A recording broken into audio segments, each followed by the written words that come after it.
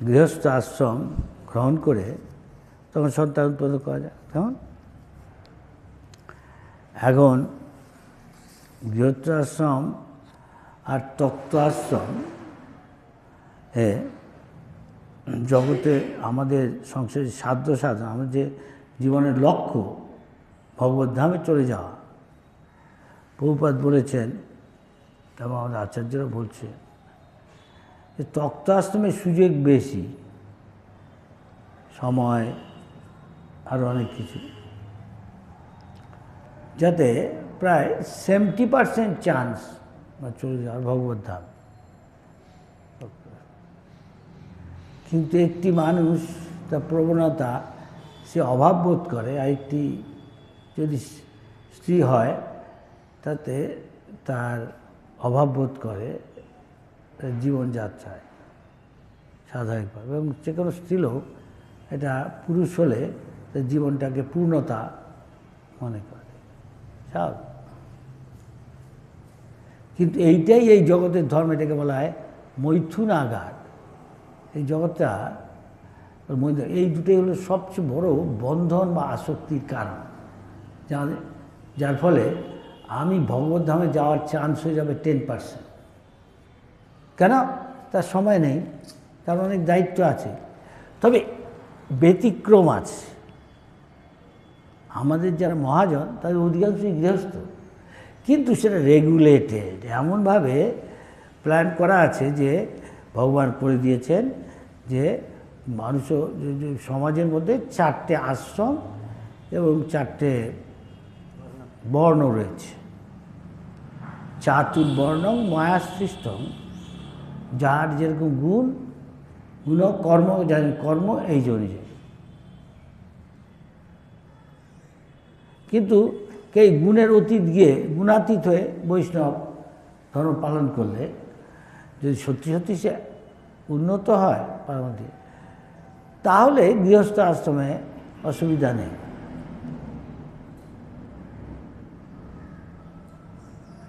যেহেতু এখানে একটা কিছুটা তাকে লাইসেন্স, বাংলা কি বলবো লাইসেন্সের, হ্যাঁ ছাড়পত্র, তাকে কিছু অনুমোদন করা হয়েছে, তুমি ঠিক আছে, তুমি স্ত্রী সঙ্গ করতে পারো, কিন্তু বৈধ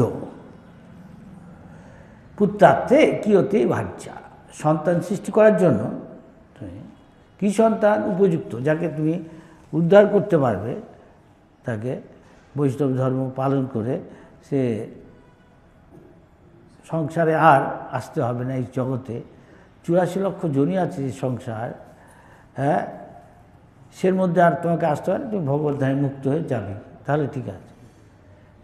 কিন্তু তার সময় বা এত দায়িত্ব, তার ভজন করার সুযোগ খুবই কম, খুব সীমিত, সামান্য। তাই যে খুব উন্নত প্রগতিশীল, সে যদি গার্হস্থ্য পালন করে ঠিক আছে, আর তা নাহলে গুরুর থেকে, গুরুকুলে থেকে ইন্দ্রিয় সংযম থেকে, তারপরে গুরুর থেকে পরামর্শ দিন, আমি পারবো না এটা, আমাকে সুযোগ দিন গৃহস্থাশ্রম। তাই গুরুর পরামর্শ ভালো, না হলে সে ভগবত ধামে যাওয়া কঠিন তার পক্ষে, অধিকাংশ ক্ষেত্রে। ব্যতিক্রম আছে, সবাই পক্ষে সম্ভব। এমনকি সে গৃহস্থ হয়ে আমাদের মহাজনরা দেখাচ্ছে শ্রেষ্ঠ বৈষ্ণব হতে পারে, যেমন রঘুনাথ, যেমন ভক্তিবিনোদ ঠাকুর, প্রভুপাদ। কিন্তু সেটা হিসাব করা, 25 বছর বয়সের মধ্যে সে বিয়ে করলো, গৃহস্থ ঢুকলো, যার ফলে তার 50 বছর বয়সে তার ছেলে যথেষ্ট বড় হবে, যথেষ্ট বড় হবে, যাতে সে তার বাবার দায়িত্বটা তার মায়ের প্রতি, সংসারের প্রতি করতে পারে।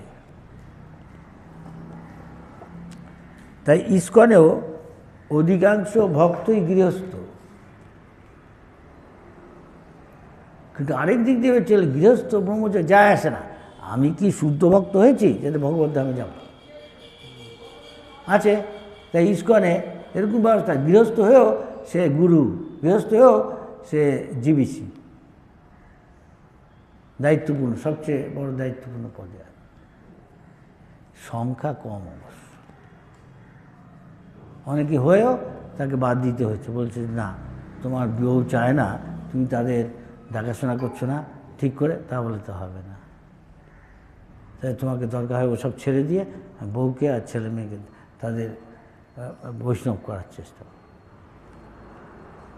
Practical, this is ISKCON. ISKCON হয়েছে জগৎকে শিক্ষা দেওয়ার জন্য। চৈতন্য মহাপ্রভু যেভাবে বল, চৈতন্য মহাপ্রভু নিজে, নিত্যানন্দ, অদ্বৈত, শিবাস ঠাকুর এসব গৃহস্থ ছিলেন। ইন্ডিয়ার অধিকাংশ অন্য যারা সম্প্রদায় সেখানেও গৃহস্থ আছে। ইয়েতে বল্লভাচার্য তো প্রায় সবই গৃহস্থ, কিন্তু সাধারণ লোক সাধারণত গৃহস্থদের অ্যাপ্রিসিয়েট করে না। সাধারণত দেখতে চায়, সে দেখি এই যে সবচেয়ে বড় ত্যাগ এটা করেছে, সোজা ব্যাপার না, সে মৈথুন করবে না। অর্থাৎ আমি ত্যাগী, আমি ব্রহ্মচারী, আমি বানপ্রস্থ বা সন্ন্যাস।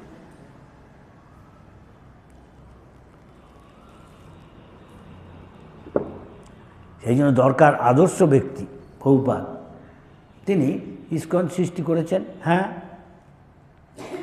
আবার সঙ্গে সঙ্গে গুরুকুল যাকে ব্রহ্মচর্য শিক্ষা দিবে।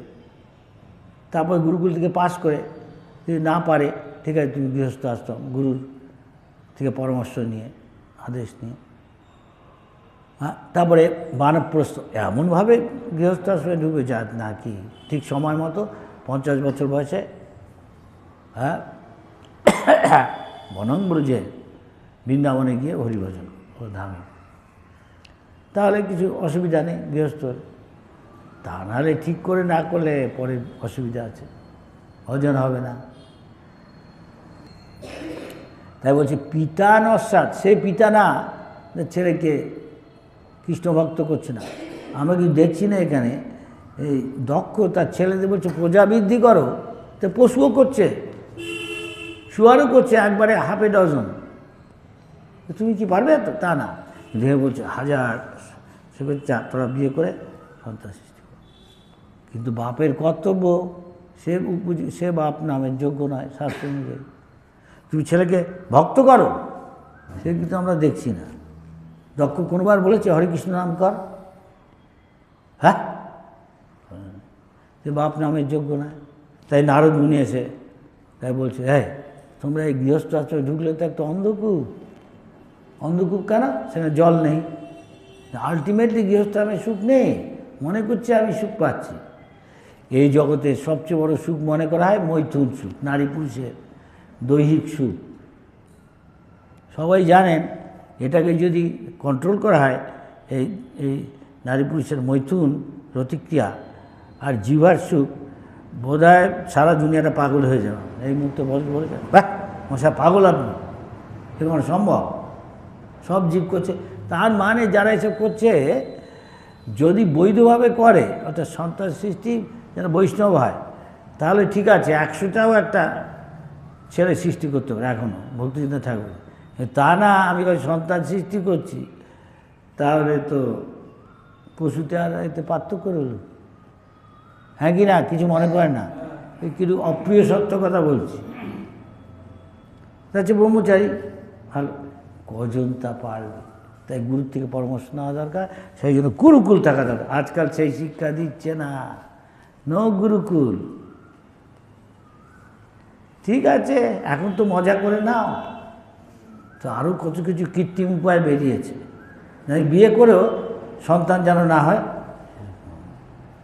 তো অবৈধ সঙ্গ, এ পাপ। ভগবান বলছে বৈধভাবে তুমি সঙ্গ করো, স্ত্রী সঙ্গ, ঠিক আছে, হ্যাঁ, ধর্ম অবিরুদ্ধ। যা ধর্মের বিরোধী না, সেই তুমি প্রতিক্রিয়া করতে পারো এমনভাবে যে তোমার ছেলেকে বাঁচাতে হবে এই সংসার থেকে, এরপরে যেন আবার ওর জন্ম না হয়। সেই জন্য প্রভুপাদ লোককে শিক্ষা দেওয়ার জন্য ইস্কন করেছেন। হ্যাঁ, গুরুকুল, গৃহস্থ আশ্রমে আছে, মানবপ্রস্থ সন্ন্যাস লোককে বলছে আপনি আসুন, লোকে আসছে, কেউ পাচ্ছে অবশ্য, কেউ পাচ্ছে না, কিছু হবে। যারা পাচ্ছে ভালো, যে পাচ্ছে না তাকে ঠেকে শিখতে হবে, লাথি গুঁতো খেয়ে। অনেকে আসতেও চাইছে না, কেন ওর বাবা আমি পারবো না এসব, সকালবেলা উঠে মঙ্গল আরতি হেন তেন। কিন্তু সমাধান আছে, সমাধান আছে। তুমি ধীরে ধীরে আসো, সাধু সঙ্গ করো, ভক্ত সঙ্গ করে দেখো কীভাবে ওদের গৃহস্থরা জীবনযাপন করছে। প্রসাদ খাও, তারপরে গুরুর নির্দেশ নিয়ে হরিভজন করতে হবে। নির্দেশ নিয়ে তিনি যা বলেন দেখো তোমার পক্ষে কোনটা সম্ভব থেকে হরিভজন করতে পারবে। তো সেই আশ্রম গুরু বলবে তুমি এই আশ্রমে থেকে হরিভজন করো। সকলকেই তপস্যা করতে হবে, এমন আমি গৃহস্থ যা ইচ্ছা তাই করছি। তপোদিব্যম পুত্রকা যে ন সত্তা শুদ্ধ হয় নাকি, শুদ্ধ তো সত্তা, এরকম। আমাদের অস্তিত্বকে পবিত্র না করলে তো ভগবানের সেবা করা যাবে না। ভগবান পরম ব্রহ্ম পরম ধাম পবিত্রম পরম, ভগবান পরম পবিত্র। আমি আগুনে হাত দিলে হবে, পুড়ে ছাই হয়ে যাবে, ওটা বন্ধ করে দিন, ডিস্টার্বিং করছে। আমি যদি আগুনের মধ্যে হাতটা দিই, কোনো একটা ছেলে, সে বাচ্চাটা, ও আগুনে, বাবা আমি আগুনে হাত দিবি না, ওখানে যাবি না, না না আমি যাবো, বারবার বলছে। তবে বাবা আর কিছু বলে, থেকে শেখ, মায়ের গুঁতো খেয়ে শেখ। সরকার বলছে চুরি করো না, চুরি করলে তোমাকে শাস্তি পাবে, তথাপি সে চুরি করছে, জেলে যাচ্ছে, বারবার পেটাচ্ছে, তথাপি আবার চুরি করছে। আছে না এরকম? আমি দেখেছি। তা আমাদের অবস্থা তাই, আমাদের মানে সাধারণ জনসমাজে। সে বলে ওরে বাবা আমি সকালবেলা উঠবো না, চা হয়েছে, তারপরে সে হয়তো বিরক্তি হলে তাদের চাষকে তৈরি করে নাকে মুখে খেয়ে কিছু দিয়ে অফিসে চলো। খাটতে খাটতে গাদাচ্ছে, বেশি খাটছে, দেখুন দিন আসছে যে আরও খাটতে হবে, আরও খাটতে হবে। একটুখানি সুখ, কি ওই মৈথুন সুখ, জীবার সুখ, এর জন্য সে তাৎকালে কয়েক সেকেন্ডেরই এর জন্য এত খাটছে।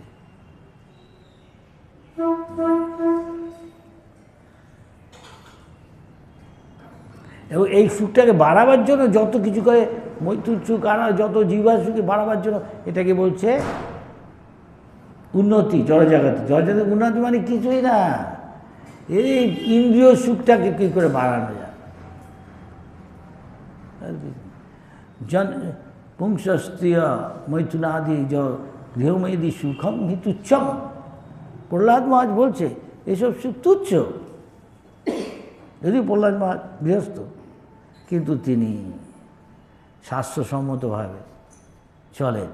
গৃহস্থ তুমি একমাত্র বৈষ্ণব সন্তান সৃষ্টির জন্য মৈথুন করতে পারো, হাজারো তুমি সন্তান করো, কোনো অসুবিধা নেই, কিন্তু দক্ষতা বলেনি তার ছেলেদের কী করে উদ্ধার করবে তাও ভাববেন।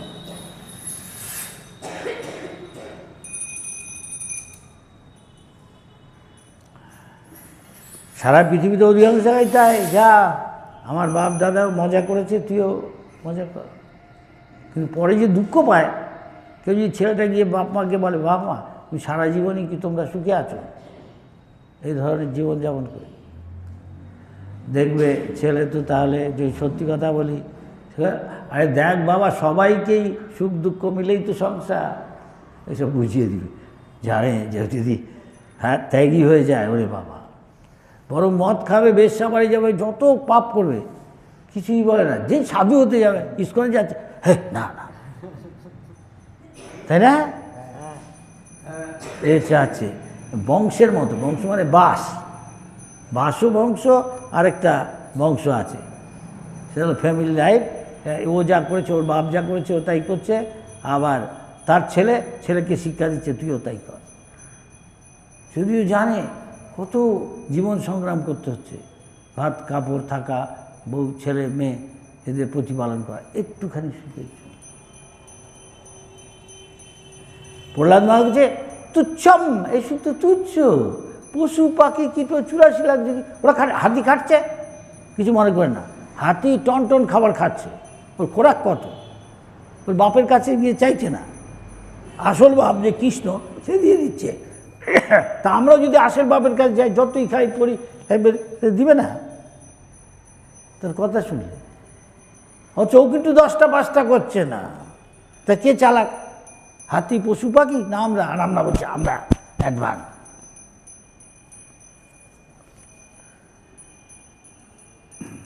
আমাদের অবস্থা হচ্ছে এই জগৎটা অনেকটা বলছে যে মরীচিকার মতো। যদি মরুভূমিতে যান দেখবেন মনে হচ্ছে একটা পশু যাচ্ছে, দেখছে মনে হচ্ছে ওই তো কাছে একটা পুকুর, দেখছি জল আছে ভালো টলটল করছে, জলটা টলটল করছে। আসলে যায় না, মূর্খ যায় না, ওটা জল না, ওটা রিফ্লেকশন নাকি আকাশের থেকে একটা এমনি পড়েছে, আলো পড়েছে, দেখে মনে হচ্ছে জলের মতো। ও যত এগিয়ে যাচ্ছে মনে হচ্ছে এসে গেছি এসে গেছি, কোনো দিন আসছে না। কেন? নেই তো জল ওখানে। কিন্তু জল বলে একটা জিনিস আছে ঠিকই অন্য জায়গায়, সেরকম সুখ বলে একটা জিনিস আছে, এখানে দুঃখ আছে। আসল সুখ হলো সুখম অত্যন্ত যত্ন বুদ্ধি গাছ অতীন্দ্রিয়। এই ইন্দ্রিয় সুখের অতীত একটা সুখ আছে, সেটা নিত্য, সেই সুখ পেলে আর দুঃখ নেই।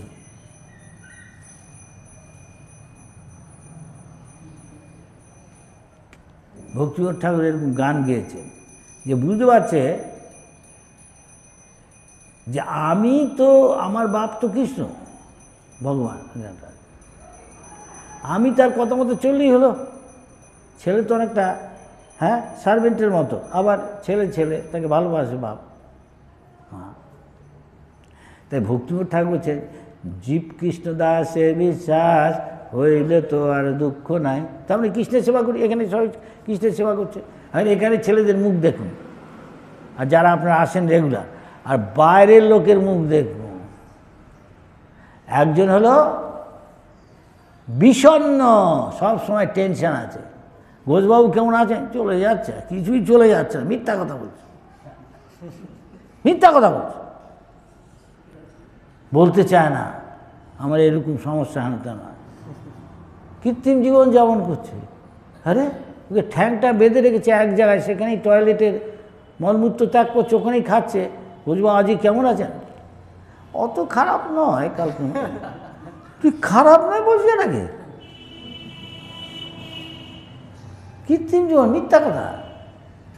কিন্তু ভক্তদের দেখুন, যারা কীর্তন করছে, নৃত্য করছে, হয় প্রসাদ খাচ্ছে, ভালো আছে, মুখের দিকে তাকা, বলতে হবে না, জিজ্ঞেস করতে হবে, নিজে দেখুন। এটা আগে এদের যদি ছবি দেখা যায়, ওই ছবিটা এখনকার ছবি, আকাশ পাতাল পার্থক্য। কেন? ভগবানের সেবা করছে, ভগবানের সঙ্গ করছে, প্রসাদ খাচ্ছে, ঘর ঝাড় দিচ্ছে, সবই ভগবানের সঙ্গ হচ্ছে। ভগবান পরম পবিত্র, তার সঙ্গ করলে সে পবিত্র হবে। চোরের সরে থাকলে চোর হয়, ডাকাতের সরে থাকলে ডাকাত হয়, পলিটিশিয়ান থাকলে পলিটিশিয়ান হয়। আর সব রাজার রাজা সবচেয়ে পবিত্র, যেদিন সব কিছুতেই সুপ্রিম পরম, তার সঙ্গে থাকে তিনি আমাদের সবচেয়ে কল্যাণকামী। ভগবান বলছেন ভোক্তারাম, আমি সব কিছুর মালিক। যজ্ঞ এমনকি এই দেহটারও আমাদের, আমরা মালিক না, উনি দিয়েছেন আবার নিয়ে যাচ্ছেন। যদি আমার হয় আমি কেউকে নিতে দিব না, কে নিয়ে দিচ্ছে? ভগবান। ভাগবো এখান থেকে, তোমার সময় হয়ে গেছে।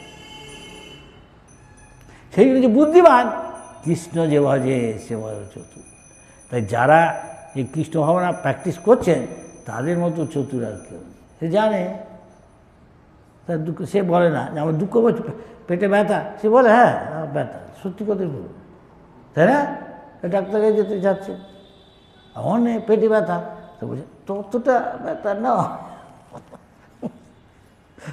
কী এসে বলছিস কেন মিথ্যে কথা? ডাক্তারের কাছে গিয়ে যদি না বলিস তো ডাক্তার কী করে ওষুধ দিবে তোকে? হ্যাঁ, ডাক্তার বলছে এরকম লাগছে, এরকম এখানটা এরকম এরকম, তো বলতে হবে হ্যাঁ হ্যাঁ হ্যাঁ, তখন এই ওষুধ খান। কিন্তু ডাক্তারও ভুল করে, ভগবান সবচেয়ে বড় ডাক্তার, তিনি ভুল করে।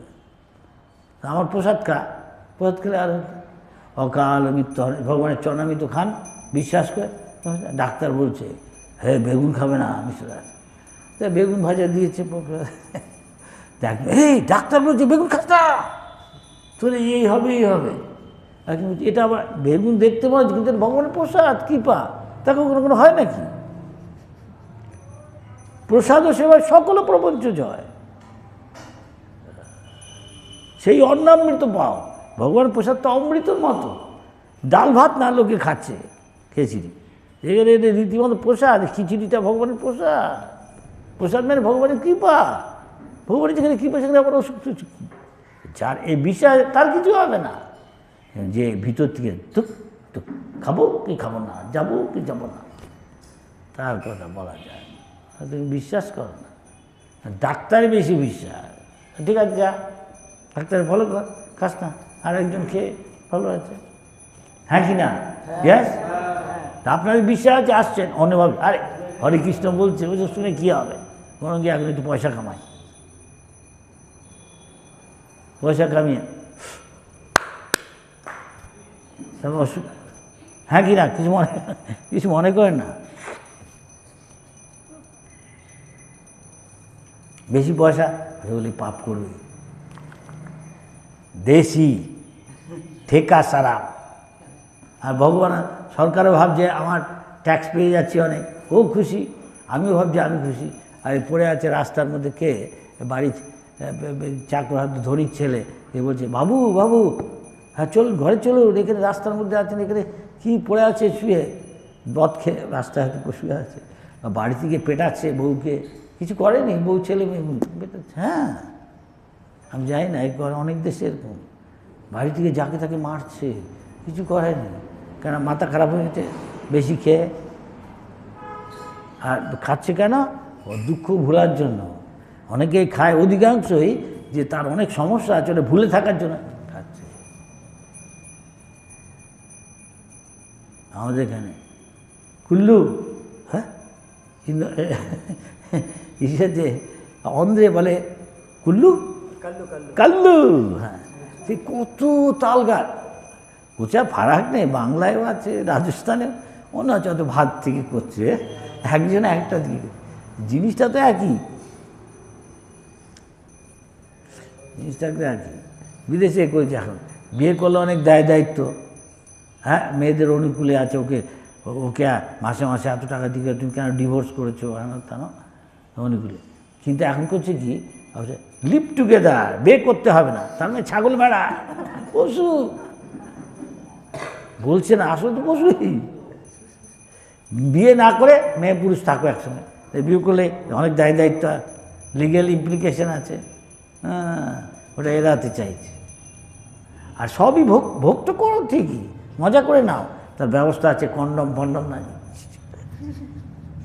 পাপ করছে, হ্যাঁ পাপ, ওইসব পত্তা দেয় না, বলে মরে গেলাম সব শেষ হয়ে গেল।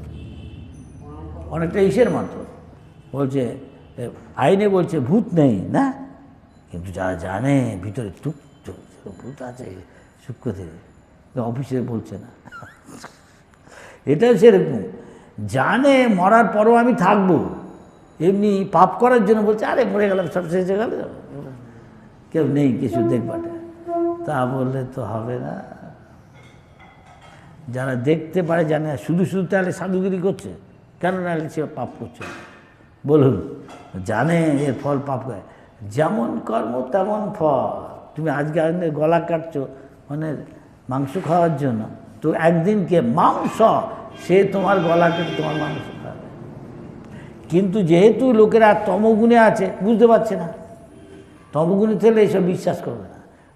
অধিকাংশ লোক 98-99% শতকরা লোকই তম রজগুণে আছে, এসবই বিশ্বাস করবে না। সে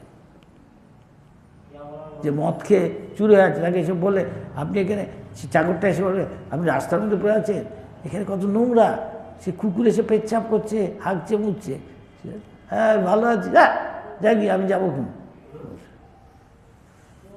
কেন, মদ খেয়ে। অধিকাংশ লোক তম রজগুণে থাকায় বুঝতে পারছে না আমরা কি করছি, হরে কৃষ্ণ করে কী হবে মাথায় বলছে, হরে কৃষ্ণ আমার পেট চালাবে, চালাচ্ছে না, আমাদের কে পেট চালাচ্ছে, কৃষ্ণ চালাচ্ছে, আমরা একটু সেবা করে দিচ্ছি। তাই ভক্তিবিনোদ ঠাকুর আমাদের বলছেন, গৃহস্থ হলো যাই সকল বিপদ ভক্তি বিনোদ বলেন যখন ও নাম গায়, তুমি হরিনাম করো ভগবানের সেবা করো, ভগবান সব কিছুর মালিক, তোমার খেতে পড়তে দিবে। হাতিটা টন খাওয়ার খাচ্ছে আমাদের জঙ্গলে থাকা শত শত হাজার হাজার হাতি সারা পৃথিবীতে। একবারে হয়তো সকালবেলা নাস্তা খেতে হয়তো 78 পাউন্ড, তার মানে ধরুন 40 কেজি পায়, 40 সের বা ওইরকম খাওয়ার খেয়ে নিচ্ছে। আর আমরা তো খাচ্ছি 4টে রুটি 1 পোয়া চালের ভাত, ডাল তাতে নাকে মুখে খেয়ে তাও ভালো করে দৌড়াচ্ছে। আর এত খেতে মরছি, আর কিছু খাচ্ছে না, কেউ কে দিচ্ছে। নিত্য নিত্যানাম চেতনা চেতনা, ভগবান জানে ও আমার সন্তান সর্বজন ইস্যু গ্রন্থি, যত রকম জীব দেখছো তা সব আমি বীজপ্রদ পিতা। সে বাপ তো বাপের কর্তব্য তার ছেলে মেয়েকে খাওয়ানো পালন করা, তাই না? বাপের কর্তব্য, মায়ের কর্তব্য থেকে বড় করছে।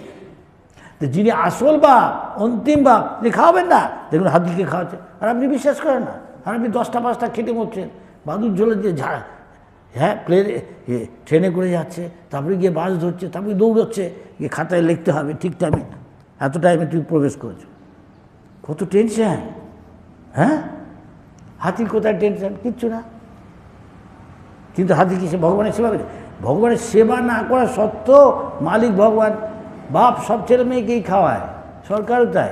জেলে পুড়ে রাখলেও তাই খেতে পড়তে কাপড় সব দিচ্ছে না, তা আমাকে দিবে না? এইটুক মাথায় ঘিলু নেই, পড়া ভারত অবোধা, মাথায় গোবর ভরা সব।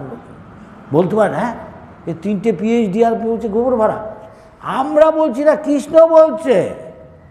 কৃষ্ণের একটা কথা, একটা লাইন, একটা শব্দ পড়ে হাজার হাজার রবি ঠাকুর হচ্ছে, আইনস্টাইন, হিটলার, বড় সায়েন্টিস্ট। তা কৃষ্ণের কথা আমরা বিশ্বাস করবো নাকি সাধারণ লোকের কথা? 10 চক্রে ভগবান ভূত, 10 জনের মধ্যে 9 জন যদি পাগল হয় বলবে এটা ঠিক, আরেকজন যে আসল কথা ঠিক, কে ঠিক করবে? কে ঠিক? কিন্তু পাগল। এর ডেমোক্রেসি, একেবারে ডেমোক্রেসি। এখন ডেমোক্রেসি চলছে, তাই সকলেই অসুখী। ভগবান বলে দিয়েছে তুমি যতই চেষ্টা করো, কুকুরের ন্যাচকে যতই গ্রিস দাও, ঘি দাও, তেল দাও, ও 1 সেকেন্ডের জন্য সোজা হয়, আবার করে, 1000বার কোটিবার করো, ওই একই হবে। তুমি যত চেষ্টা করো, ভাবে ঠিক আছে আমরা কোনোরকম সামলে নেব, কোন সব সমান সামঞ্জস্য করে এখানেই খেয়ে পড়ে আমি সুখে থাকবো।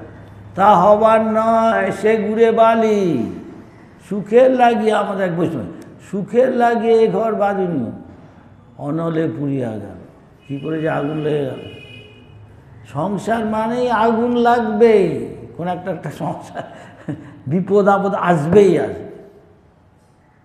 কেউ, আমি হিমালয়ে গেছি, দেখছি আগুন জ্বলছে জঙ্গলে, ও আরেকটা পাহাড়ে। আমি জিজ্ঞেস করলাম, আচ্ছা ওই পাহাড়ে কী করে গেল? যাওয়া কঠিন দেখছি, কী আগুন লাগলো? আরে মহারাজ আগুন লাগায় নেই, বাসে বাসে ঘষাই আগুন লেগে যায়, লাগায়নি। সরকারের তো ক্ষতি, আগুন বানানো উচিত কিনে, আচ্ছা কেন এমনি এমনি লেগে যায়, কে লাগাবে? সেরকম সংসার এমন একটা জায়গা, সেখানে আমি না চাইলেও বিপদ আছে, আগুন লাগবে। কিন্তু ভক্তিবিনোদ ঠাকুর কী বলছেন? অন্যরা সংসার করছে না, সাধুরা করছে। তাই ভক্তিবিনোদ ঠাকুর বলছেন, যাই সকল বিপদ, সব বিপদ সংসার যাবে, যে সমস্যা, আমি চেষ্টা করি ভগবান সব কিছু কন্ট্রোল করতে পারে, আমি তার কথা মতো চলি, তখন বিপদ নেই, আর দুঃখও নেই। যাই জীব কৃষ্ণ দাস, সে বিষয় কৃষ্ণ যদি আমি সেবা করি, হইলে তো আর দুঃখ নেই। ভগবান সব সামঞ্জস্য করে দিতে পারে, তিনি কী না পারে? তিনি তো সুপ্রিম, পরম। আমরা সমস্যার সমাধান না করতে পারি, সরকার না করতে পারে, এ সুপ্রিম সরকারের হেড। তাহলে কি তার ভগবানের আর আমাদের পার্থক্য হলো কি? আর তা নাহলে এত লোক কেন ভগবান? সেই ইয়াং ছেলে এই বয়সের লোকে ভোগ সুখ করতে যায়। আমরা না ভারতবর্ষে, সেখানে পাটার মাংস সব কিছু সব পাপ করছে, সেখানে এখন মহাপ্রভুর কথায়, প্রভুপাদের কথায়, প্রভুপাদের শিষ্য, তারপর শিষ্যের কথায় এত লোক নাচছে গাইছে। আমরা জোর করে করতে পারি? লোকে বলে কি, আর এইসব ছবি তুলে নিয়ে আসছে, সত্যি না, গিয়ে দেখ, গিয়ে যা বিদেশে। এখন এখানে মায়াপুরে দেখ কত আসছে বিদেশে, এখনও গেল দেখ, লোক গিয়ে বলছে, আরে এই যে খুব ভালো লাগছে তো, আমি কোথাও গিয়ে এরকম ভালো লাগে না, খুব আনন্দ পাচ্ছি। আচ্ছা প্রভু, আমরা এখানে থাকতে পারবো? হ্যাঁ, কেন পারবেন না? আপনাদের জন্যই তো এসব করা হয়েছে, তাই নাকি? হ্যাঁ, তা এখানে থাকতে গেলে কী করতে হবে? যাক ভক্ত হয়ে হরিনাম করুন, প্রসাদ খান, একটু সেবা করে দিন। সেবা করতে হবে। কী করতে হবে বলুন? পরে বলুন, আপনাকে একটু সকাল সকাল উঠতে হবে। কটায় সকালে? ঠিক আছে, পরে বলুন, বললে তো পালিয়ে যাবে গিয়ে। ঠিক বলেছে তো মঙ্গল আরতি 4:30টার সময় এটা কি 4:30টার সময় ওখানে চান করে তিলক করে এসব আসতে হবে। তারপর আর 4টে মারা বলে, ও মাছ খাওয়া চলবে না, আমরা তো বাঙালি। কি বাঙালি কী হয়েছে? আজকে আমি মরে যাই যদি, আমি যদি এখানে মানুষ না হয়ে আসি, আসক্তির জন্য মাছ হয়ে আসি, পাঁটা হয়ে আসি, তখন তার গলা কাটবে আমার। সে ভাবছে না, অপদার্থ, গোবর ভরা। এবং যারা এখানে বলে তাদের মাথায় গোবর নেই, তারা সত্যিকারে ঘিলু আছে। যারা আমেরিকায় আছে তারাও সত্যিকারে ঘিলু। নাহলে কেন হরে কৃষ্ণ করছে? ওর দেশে এত টাকা পয়সা ফুর্তি করতে পারে, করছে না কেন? রাশিয়ায় একটু ভগবানে বিশ্বাস করে না। আমাদের সবচেয়ে বেশি ক্লায়েন্ট এখন কমিউনিস্ট দেশে, সবচেয়ে বেশি ভক্ত হচ্ছে, হাজার হাজার লক্ষ লোক।